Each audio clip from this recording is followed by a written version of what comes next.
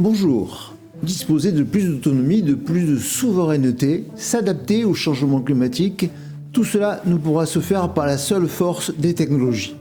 Toutes les études montrent bien que rien ne sera possible sans également une évolution de nos modes de vie. L'un des enjeux, de nous aider à avoir envie de bifurquer. C'est d'ailleurs le projet de cette chaîne et c'est le sujet d'aujourd'hui. Et pour vous donner ce goût de la bifurcation, nous parlons, paradoxalement, voyage.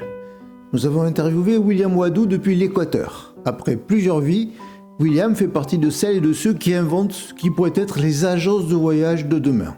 Des agences qui font des voyages, des moments de déclic pour vous aider à changer de mode de vie.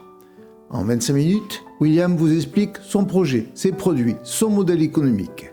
Mieux, par-delà la question du voyage, il nous montre aussi de quelle manière il cherche ainsi à organiser une communauté de femmes et d'hommes qui, notamment via la reconnexion à la nature, osent changer de mode de vie. On se retrouve à la fin de l'entretien avec William pour tirer quelques conclusions. Et donc j'ai recréé une agence de voyage en conscience, là où j'y mets en fait d'autres exigences que je n'avais pas auparavant, qui sont à la fois l'engagement en termes de voyage régénératif. On essaye de contribuer à la régénération des écosystèmes et des cultures. Et puis à côté de ça aussi, une dimension transformative. En fait, j'essaye de faire en sorte que ces voyages ne soient pas juste du divertissement, mais qu'ils soient utiles pour les voyageurs. L'idée, c'est d'essayer de réunir les conditions pour qu'il y ait une prise de conscience, pour qu'il y ait une réflexion relativement profonde chez les voyageurs et qui permette par la suite une intégration de ces apprentissages et une véritable transformation. Et le voyage ne fait qu'initier, mettre l'étincelle en fait de cette transformation, mais c'est derrière que les choses, disons presque les plus importantes se passent, quoi. Pour ces deux dimensions que je te remercie de différencier parce que je trouve généralement qu'elles sont un peu fusionnées de manière un peu hâtive, régénératif et transformatif. Est-ce que tu peux me donner un exemple de levier pour aller vers ces directions? Je vais donner deux exemples en fait. L'un, c'est concernant les voyages dits de survie. Les gens viennent dans un stage de survie, donc à l'étranger, pour apprendre des choses très techniques, comment je filtre mon eau, comment je construis un abri, où je trouve ma nourriture, etc. Et puis au final, ces gestes très simples amènent à des réflexions concernant la relation à la nature. Et donc, il s'opère pendant ces voyages-là une forme de reconnexion à la nature. Et à la fin de ces voyages-là, il y a vraiment quelque chose qui a changé en fait chez beaucoup de ces personnes-là, et ils comprennent notre relation à la nature d'une manière très différente. Alors, d'autres exemples, ça peut être une immersion dans une culture autochtone qui a préservé un certain nombre de pratiques de nature spirituelle. Et donc ça permet en fait, en partageant ça avec eux d'une manière très respectueuse et humble, de comprendre pourquoi ils font ça et finalement quelle est l'importance de préserver certains rituels qui évitent de nous détacher complètement de la nature, justement. Comment tu définirais les différents types de publics? Quels sont ceux pour lesquels la dimension régénérative, donc plutôt territoriale, locale, est importante? Ou est-ce que c'est l'aspect transformatif? Quelle est la demande des clients en gros? Il y a toujours un rapport un peu, égoïste d'une certaine manière, hein. On cherche inconsciemment même un bénéfice personnel et le côté transformationnel est sans doute plus important. Surtout aujourd'hui, il y a une véritable demande de quête de sens, de soins. Et donc c'est, je pense, avant tout, c'est la demande principale, en tout cas des clients que je connais, hein. Le côté régénératif rassure notre bonne conscience d'une certaine manière. Il est important, évidemment, hein, je ne le fais pas pour le plaisir, mais ça me paraît une qualité importante de ces voyages-là. Mais ce n'est pas forcément la demande première en fait, des voyageurs. C'est en passant par le chemin transformationnel, dans lequel il y a une prise de conscience, il y a une prise de conscience notamment du fait qu'on fait partie intégrante en fait, de la nature, que le côté régénératif est revalorisé et repris en compte en fait. Et donc du coup, le fait de passer par ces prises de conscience-là, de comprendre les rituels, de comprendre l'importance de considérer le vivant comme étant sacré, etc., et de se dire, waouh, si, c'est important en fait d'avoir ces pratiques régénératives. Et donc ça, tout ça alimente en fait de manière circulaire en quelque sorte ces questionnements spirituels, cette relation à la nature, les conséquences de notre vie actuelle, et ça, donc les gens se questionnent beaucoup après sur leurs propres pratiques. Tu me disais que en fait, c'était un processus, ce volet transformatif, qui avait donc le voyage un peu comme un déclic, et l'après-voyage qui était peut-être la vraie partie où on matérialise la transformation. Est-ce que toi, dans ton métier, ça veut dire que tu as un spectre chronologique plus large qu'une agence de voyage normale? Comment tu gères le post-voyage? Alors, ça c'est encore un enjeu, hein. Il faut savoir qu'Arrakis a un peu plus d'un an, donc c'est assez récent. Évidemment qu'on est conscient en fait de l'importance de suivre certaines personnes après leur voyage. Tu sais, il y a je crois que c'est une chercheuse américaine qui s'appelle Suzanne Ross, si je ne m'abuse, qui a beaucoup travaillé sur ces processus de transformation dans le voyage. Et en fait, ce qu'elle explique effectivement, c'est qu'il y a grosso modo, il y a deux dynamiques. Il y a une première dynamique qui s'opère au moment du voyage, alors un peu avant, dans la préparation même du voyage, et puis tout ce qui se passe lors du voyage et qui est, grosso modo, l'étincelle de cette transformation-là, qui va avoir une espèce de graine semée dans la tête des voyageurs et qui va ou pas, en fait, justement, ensuite éclore, suivant le processus suivant qu'on appelle d'intégration. Et c'est là où ça se joue, en fait. C'est un peu comme pareil qu'un processus de deuil, d'une certaine manière, hein. On passe par des phases assez différentes. Et ce processus, en fait, d'intégration, il va être d'autant plus réussi qu'il sera accompagné. Pourquoi? Parce qu'il va y avoir des moments de doute, des difficultés à mettre en œuvre, en fait, des fois les promesses qu'on s'est faites pendant le voyage ou les décisions qui ont été prises. Et donc, l'un de mes objectifs là, c'est que les accompagnateurs eux-mêmes des différents voyages, qui sont bien plus que des guides touristiques classiques, peuvent accompagner en fait les personnes par la suite. L'idée à terme, c'est de mettre en place une logistique, une logique qui permette justement d'offrir des services supplémentaires, on va dire, aux voyageurs pour qu'ils puissent trouver qui pourra les accompagner dans ce processus. Maintenant, avec cette grosse année d'expérience que tu as, si tu devais comparer ce que tu faisais dans ton agence de voyage initiale et Arrakis, en quoi Arrakis, tu as l'impression que c'est pas le même métier que Terra d'Ecuador? Évidemment, il y a beaucoup de similitudes, mais il y a des choses qui diffèrent largement entre ce que je faisais avant, effectivement, et ce qui est proposé par Arrakis. À commencer par le fait que les voyages d'Arrakis ont un objectif très clair, hein, qui est lié au processus de transformation. Et pour ce faire, il faut construire le voyage en suivant un fil rouge, en ayant des expériences, des visites qui vont crescendo pour servir en fait l'objectif du voyage. Dans une agence classique, j'allais te dire que le seul objectif, c'est celui du divertissement. On suit juste un circuit géographique pour essayer de voir un maximum de choses dans le pays. Et donc, dans ma logique, elle est beaucoup plus complexe, évidemment, c'est qu'il faut que je choisisse certaines activités qui répondent à cet objectif-là. Et donc, je fais l'impasse, forcément, ou pas toujours, hein, mais en tout cas très souvent, sur les lieux les plus touristiques, parce qu'ils ne viennent pas forcément servir cet objectif-là. Donc, quand on va sur une destination, on va pas forcément voir tous les incontournables, comme on les appelle dans le monde du tourisme. Et donc là, la proposition, c'est de faire un voyage plus que du tourisme. C'est-à-dire que je veux retrouver l'essence noble du voyage, qui est celle de l'aventure et de la découverte. Ça m'amène à la deuxième chose importante, c'est que à la fois il faut organiser, mais en laissant des moments non pas de liberté, mais des moments où peuvent se passer des choses surprenantes, inattendues, parce que c'est l'essence même de l'aventure. C'est pour ça que tu verras sur notre site d'Arrakis, je ne propose pas d'emblée de jour à jour, mais je veux qu'il soit séduit en fait par la proposition, par l'objectif du voyage avant tout, et qu'ensuite on puisse parler effectivement un petit peu plus de jour à jour. Et donc, dans cette construction de voyage, je suis obligé de trouver des partenaires qui répondent à cet objectif-là, ce qui signifie que je suis obligé de connaître beaucoup plus en profondeur mes interlocuteurs sur place. D'accord? Ça, c'est fondamental parce que dans les agences de voyage classiques, en général, la connaissance des destinations est relativement superficielle. Le deuxième point, c'est surtout l'accompagnement. Dans une agence classique, on fait appel à des guides locaux, très bien formés dans le monde du tourisme, qui vont expliquer, qui vont donner les dates de construction des bâtiments dans le centre historique de la capitale, mais qui n'ont pas forcément une connaissance très pointue en fait des cultures, de leur façon de voir le monde.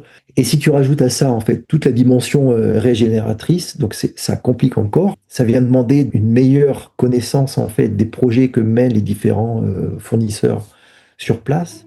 Ce que tu dis là change un tout petit peu, enfin change même complètement les aspects de la formation. Si on résume, il y a d'abord la nécessité de rentrer beaucoup plus dans l'intimité des endroits, des destinations où on envoie les gens, de passer du temps, de comprendre aussi quels sont les ressorts un peu psychologiques, transformationnels des voyageurs que l'on accueille, et de mettre tout ça dans quelque chose qui n'est pas un parcours strictement organisé, mais plus stimulé pour aller vers de la découverte, de la surprise. Donc ça change complètement le métier quand même, toi qui as fait les deux métiers. Pour moi, ça change complètement le métier, ouais, clairement. Puis surtout, à l'heure d'aujourd'hui, on utilise beaucoup l'intelligence artificielle. Et donc, du coup, ça demande un effort bien plus grand d'aller chercher une information qui est à la fois technique, sensible. C'est pas évident, évidemment, enfin, quand on est jeune, on sort d'une école de tourisme, d'avoir à la fois cette sensibilité-là et cette connaissance, ça demande une certaine expérience. Moi-même, le voyage que j'ai créé en Équateur, je l'accompagne. Et je l'accompagne parce que je connais plutôt bien, en fait, la manière de comprendre le monde des populations andines. Et donc, du coup, je fais l'interprétation lorsque les gens qu'on rencontre m'expliquent leur façon de voir le monde, de façon à ce que ça soit compréhensible par ces voyageurs et qu'ils puissent en retirer quelque chose d'essentiel. Et par exemple, donc, un truc que j'aime bien appliquer, c'est que je mets sur des petits bouts de papier différents concepts, des mots, qui permettent en fait, si tu veux, aux gens de réfléchir, parce que je vais les attraper par le mental, en leur faisant réfléchir sur ces concepts-là. Par exemple, la notion de réciprocité. Donc chacun tire ce petit papier-là, chacun a un mot un peu différent, et puis je demande de s'exprimer sur ces concepts-là. Donc ils m'expliquent ce qu'ils comprennent par ça, etc. Et ensuite, vu qu'on passe un certain temps dans ces communautés-là, je les invite à voir comment ce concept-là se concrétise dans la vie de tous les jours. On passe du mental à waouh, comment ça atterrit en fait dans ces communautés-là. Et là, ça devient intéressant parce qu'on n'est pas juste de passage dans une communauté à faire juste du voyeurisme, on est en immersion dans des familles locales et on essaye de voir à quel point ces concepts-là, ces principes-là s'appliquent dans leur vie de tous les jours. À la fin du voyage, je leur dis voilà, maintenant vous avez vu comment ça se concrétise, qu'est-ce que vous imaginez en retirer pour votre vie de retour en France? Qu'est-ce qui fait sens pour vous? Ça change complètement la dynamique d'un voyage. Entre ton métier d'avant sur l'agence classique et Arrakis aujourd'hui, j'ai l'impression que la dimension de temps n'est pas du tout la même. Il te faut beaucoup plus de temps pour monter des parcours, des voyages, des destinations. Il te faut beaucoup plus de temps pour discuter avec les voyageurs. Est-ce que tu arrives on va parler business, pardon, est-ce que tu arrives à rentabiliser cette dimension-là? Donc il faut quand même arriver à vivre avec ce métier qui est très chronophage. Ouais. Alors, la première chose, c'est que je ne peux pas te répondre totalement aujourd'hui au stade où j'en suis avec l'agence, parce que j'en suis encore, si tu veux, à commencer à peine à me verser un salaire. Donc, à un moment, il va falloir que je trouve mon rythme de croisière et de voir si effectivement il y a cet équilibre-là. Ce que je sens, c'est que malgré tout, il y a une demande croissante. Pour les débuts d'Arrakis, c'est plutôt prometteur, puisqu'en la toute première année, on a fait 120 000 $ de chiffre d'affaires, ce qui je trouve pas si mal que ça, et que je vois que ça commence à augmenter. Donc ça semble prometteur. Il y a un moment, il va falloir que je trouve cet équilibre, probablement en recrutant en fait des collaborateurs pour travailler et m'appuyer sur ces choses-là. Mais évidemment, ça prend beaucoup plus de temps. Donc ça reste quand même un pari osé certainement. Je ne sais pas à quel point ce sera rentable à un moment ou à un autre, mais en tout cas, je ne cherche pas non plus le volume. Je n'ai pas cette obsession, tu vois, des chiffres. Évidemment, je souhaite que ça fonctionne, hein, je vais pas te mentir là-dessus. Mais voilà, je n'ai pas encore des chiffres totalement clairs sur cette aventure pour savoir à quel point ce sera rentable. Un gars qui travaille beaucoup sur la bifurcation, sur la transition, sur le fait de changer ses modes de vie pour mieux les aligner à ce que la planète peut vraiment supporter. Un truc qui m'a toujours marqué, il disait il faut qu'on devienne de plus en plus expert de nos vies. J'ai l'impression que le voyage, c'est un des domaines dans lequel le besoin d'expertise va aller croissant. Est-ce que tu es d'accord avec cette analyse? Ben, c'est sûr que ça demande beaucoup plus d'investissement, ça c'est clair. Ça revient à ce qui est en train de se jouer aujourd'hui avec l'IA, c'est que beaucoup de ces métiers, s'ils sont très basiques, s'ils ne prennent pas en compte la dimension humaine, ils vont être assez facilement remplacés par l'IA. Tu vois, je pense qu'aujourd'hui, dans une école qui forme des jeunes à travailler dans le monde du tourisme, il va falloir intégrer des dimensions sur la psychologie humaine, sur ces processus de transformation. Qu'est-ce qui joue? À quel moment? Qu'est-ce qui peut alimenter positivement ou négativement en fait un processus de transformation? Ça veut dire que se prétendre être expert de plein de destinations, évidemment, il va falloir probablement se spécialiser sur quelques cultures. Donc ça devient beaucoup plus multidisciplinaire qu'avant. Toute la partie technique, tout ce qui est logistique, tout ce qui est en soi réservation de billets d'avion, d'hôtels, etc., ces aspects techniques qui sont très facilement gérés par les autres. Si on revient un peu sur les aspects changement professionnel, changement business, est-ce que tu penses que dans l'évolution de la demande, tu vas pouvoir aligner tes prix avec le temps qu'il faut pour monter les projets ou pas? C'est une très bonne question, hein, parce que en fait, ce qui est assez clair, c'est que les voyages que je propose sont un peu plus chers, évidemment, probablement que la moyenne du marché. Parce qu'effectivement, j'y passe beaucoup plus de temps. Mais ce que je vois, c'est que ce qu'arrive à valoriser certains des voyageurs, c'est le fait que derrière, il y a cette expertise dont on parlait tout à l'heure. C'est pas une machine qui le fait. Mais les gens ne viennent pas négocier le prix. Ils viennent pas dire, mais c'est trop cher pour ce que c'est. Mais donc forcément, les prix étant chers, ça exclut des gens qui n'ont pas les moyens de le faire. C'est aujourd'hui inévitable. Maintenant, j'essaye aujourd'hui de proposer des voyages qui ne sont quasiment plus des voyages, mais qui sont plutôt des ateliers aussi de nature transformationnelle en France, pour que ça soit accessible justement à des gens qui n'ont pas la possibilité d'aller à l'étranger aussi loin. Et c'est le slogan un peu de l'agence, c'est de dire la destination qui importe ici, c'est vous-même. Je regarde beaucoup le tourisme de proximité pour aller vite, les micro-aventures, les choses comme ça. Ces expériences-là, même sur des demi-journées, ont peut-être une vraie valeur. Toi, tu vois des choses là-dedans ou tu vois encore des choses qui sont plus de l'ordre du sport que de la transformation?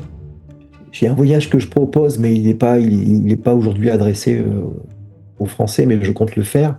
C'est un voyage autour des écovillages. Et, les propositions de vie en collectif en France sont extrêmement variées et très intéressantes. C'est l'un des pays les plus avancés d'ailleurs dans les propositions de vie collective. Et ce que je trouve intéressant là, c'est justement, il y a un aspect transformationnel vachement intéressant là, c'est que pas mal de gens rêvent en fait de changer leur mode de vie extrêmement individualiste, citadin, etc. Mais ils n'osent pas. L'idée, c'est de proposer en fait des séjours courts ou longs dans des écovillages emblématiques en France pour fréquenter et s'inspirer des gens qui ont fait le pas en fait, qui ont construit ces écovillages ou qui ont décidé de lâcher leur vie antérieure pour intégrer un collectif. Et donc ça, c'est intéressant. C'est facile à faire. Bon, tu sais que j'ai écrit un bouquin sur justement les écovillages, donc c'est un de mes sujets de passion et j'ai bien l'intention un jour d'en intégrer un. Je pense que ça fait partie des outils de transformation possibles. Il y a plein de sujets, mais qui sont des sujets qui peuvent déclencher, et ça je l'ai vu, hein, je sais que ça marche, qui peuvent déclencher l'envie chez les personnes de passer le pas, quoi. Ça y est, je viens de faire un burn-out dans mon entreprise, j'en peux plus, il faut absolument que je change, mais je sais pas comment. Et puis tout d'un coup là, tu fréquentes des gens qui te disent, bah voilà, putain, super, t'as fait tel métier, bah tu pourrais le faire ici de telle manière. Tu vois, en fait, c'est pas compliqué. Tu rentres dans l'éco-village, bah, tu fais un essai de 6 mois si t'es pas en confiance. Enfin, il y a plein de méthodes. Et ça, je pense que c'est un outil essentiel pour la société à venir. Et c'est sans doute les rares laboratoires à ciel ouvert qu'on a en France pour essayer d'expérimenter ce qui, pour moi, sera le futur de notre société. Mais ce passage, tu vois, entre le métier ancien des agences de voyage et le métier en construction, en expérimentation des agences de transformation par la régénération, moi j'ai l'impression qu'il ouvre un panel de, je vais dire, produits, pour être vulgaire, qui est beaucoup plus large que les produits touristiques classiques. Tu vois, avant, pendant, après, longtemps après, ça permet de mieux fidéliser. J'ai l'impression qu'il y a une autre manière de penser la relation dans le temps avec les voyageurs ou avec les clients. Complètement. Bon, dans mon cas, je fais des voyages préconçus, hein, je fais pas du sur-mesure. Mais clairement, derrière, ça signifie qu'il y a quand même plein de possibilités de travail avec les voyageurs pour co-construire en fait des voyages qui soient avec cet objectif de transformation. Ce qui manque aujourd'hui, c'est d'essayer de véritablement mieux comprendre ce qui se joue dans la tête des voyageurs.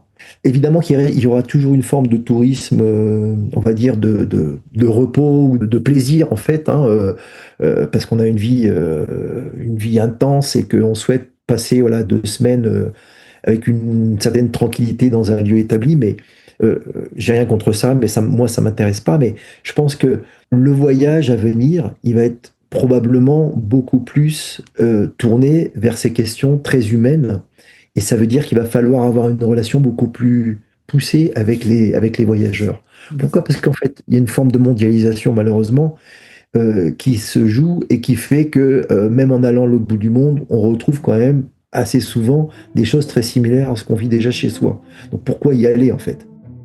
J'ai toujours un peu de mal, j'en avais parlé avec Adrien Rufino dans l'interview que j'avais fait avec lui, sur la relation ou l'évolution de la relation entre les voyageurs et les populations locales. Je veux dire ça comme ça pour aller vite. Comment tu vois, toi, ce point-là? Est-ce que leur regard sur l'étranger qui débarque pour leur faire gagner un peu d'argent est différent? Est-ce qu'il y a des relations plus intenses? Comment tu vois, toi, en ton métier d'avant et le métier d'aujourd'hui, comment tu vois cette évolution? Bon, il y a un petit peu de tout, hein. C'est un peu, c'est complexe. C'est pas simple toujours de traiter avec d'autres cultures pour plein de raisons. C'est que soit elles sont relativement fermées, soit elles sont à l'inverse très ouvertes, mais ouvertes aussi vers des modalités modernes de comment gagner de l'argent avec ces activités-là. Tu vois, je vais te donner un exemple là, du voyage que je viens de faire en Colombie. La population Kogi rejette pas mal en fait la question du tourisme parce qu'ils sentent bien que les touristes viennent dans des conditions très éloignées de leurs principes de vie et de leurs valeurs. Moi, je me souviens d'un lieu dont on nous parlait où en fait ils expliquaient que des touristes étaient venus et que ils se baladaient à moitié à poil dans le lieu, il y avait des relations un peu douteuses, etc. Et tout ça allait à l'encontre du côté sacré en fait de ce lieu-là. Voilà. Pour eux, pareil, sur certaines plages de la côte Caraïbe colombienne, qui sont des lieux sacrés où ils font des offrandes, bah, ils se retrouvent avec ces touristes-là alignés sur la plage, en train de bronzer. Ah, il y a une incohérence, un irrespect en fait des lieux. Et ça, donc, ils ont commencé à le rejeter. Avec notre groupe, on est arrivé en se présentant comme étant des voyageurs en quête d'apprentissage, en fait, et désireux de connaître leur façon de voir le monde. Et donc, on est rentré dans une dynamique où on était dans un respect total, en fait, de leur pratique et de leur façon de voir, de leur rythme. On a accepté de passer les matinées à attendre, à les attendre, sans qu'il se passe rien. Ce qui est quand même quelque chose assez difficile. Et le deuxième point, c'est qu'on a accepté de ne pas faire de photos, sauf à ce que eux nous le demandent à un moment ou à un autre, ou qu'on le demande, et que ce soit une seule personne du groupe qui fasse les photos. Quand même des contraintes qui ne sont pas habituelles dans le monde du voyage. Et en fait, on a eu effectivement la remarque de leur part au bout d'un moment, de dire, mais vous n'êtes pas du tout des touristes, vous n'êtes pas comme les autres. Ce qui fait qu'après, on peut avoir une relation beaucoup plus équilibrée dans les échanges économiques. D'accord ? Puisqu'évidemment, il y a cette dimension très aussi pragmatique. Ils ne sont pas là justement juste à notre disposition.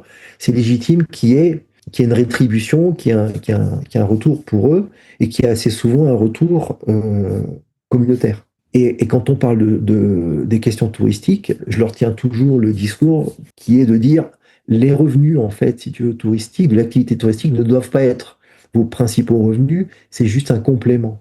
Prenez-le comme ça, parce qu'en fait, le touriste, malheureusement, il est changeant, il peut se passer beaucoup de choses, et on essaie d'avoir cette relation tout à fait, comment dire, authentique et de confiance, quoi. Ce que j'essaye aussi de faire aujourd'hui, l'un de mes objectifs, c'est de faire en sorte que eux puissent venir sur des voyages. J'essaye de dégager un fonds avec chacun des voyages qui va être investi soit dans un projet, soit dans une invitation de ce type-là, pour que eux-mêmes puissent vivre un voyage au sein d'une autre culture et qu'il y ait ces échanges-là. Un sujet important là pour finir, William. Comment tu vois le Arrakis demain? Tes rêves dans 5 ans, c'est quoi? Comme je te disais, je pense que c'est un peu plus qu'une agence de voyage. Moi, mon rêve, c'est d'essayer de constituer vraiment une communauté de pensée, de gens qui aient l'esprit suffisamment ouvert pour imaginer ce que sera une société positive dans le futur. Donc, essayer de rassembler en fait des gens qui proposent des manières de voir le monde différemment pour s'opposer à cette tendance autoritaire qu'on voit aujourd'hui se mettre en place un peu partout, cette intolérance incroyable dans tous les milieux, cette polarisation qu'on connaît dans la société française. Essayer de rassembler un peu ces gens, tu vois, qui peuvent avoir ces capacités d'imaginer d'autres voies pour le futur. Et faire en sorte que quand on parle de voyage, le voyage, il n'est pas seulement physique, mais il est aussi mental. C'est qu'on imagine en fait ces futurs-là. Pour encore quelques mois, avant de me consacrer 100% à ces reportages, vous le savez peut-être, je suis maître de conférence à l'Université de Pau et des Pays de l'Adour. Le plus gros de mes enseignements se passe justement dans un master tourisme. En écoutant William, me revenait ainsi en mémoire ce jour de mai 2022 où 8 élèves ingénieurs d'AgroParisTech lançaient un appel à déserter notamment des emplois d'une agro-industrie qui participe aux ravages sociaux et écologiques en cours. En écoutant William, je me demande si, en tourisme aussi, le temps des étudiants et des enseignants déserteurs, bifurcateurs ou inventeurs d'une autre forme de voyage transformatif par exemple n'est pas venu. Dites-moi ce que vous en pensez. Je vous souhaite le meilleur et on se retrouve très vite pour d'autres reportages.